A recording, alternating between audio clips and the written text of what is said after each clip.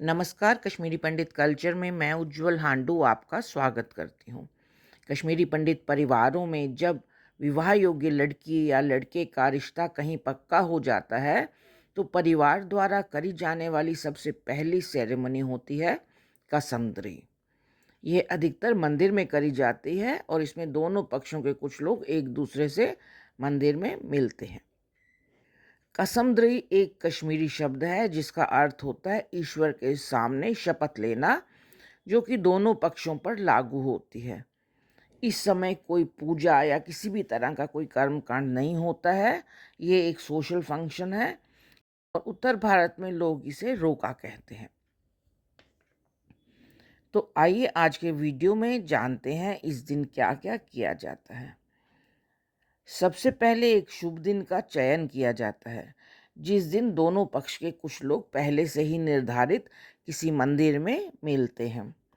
इस समय घर की महिलाएं साथ नहीं जाती हैं, केवल पुरुष ही जाते हैं।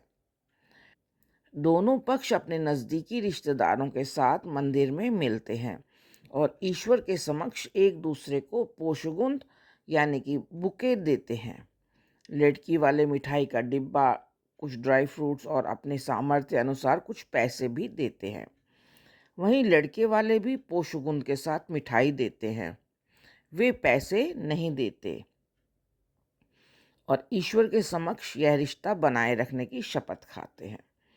इसके बाद लड़की के पिता उन्हें किसी होटल में ले जाते हैं और कुछ खाते पीते हुए आपस में बातचीत करते हैं।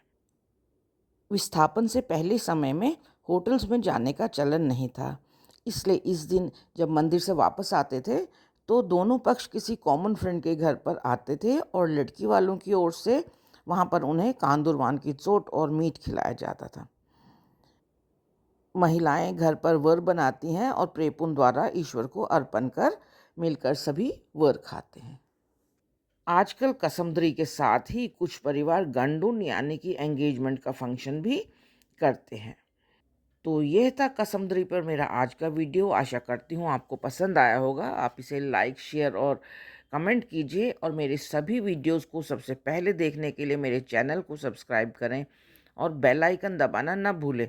एक नए वीडियो के साथ जल्द ही आपसे दोबारा मिलती हूँ। तब तक के लिए नमस्कार।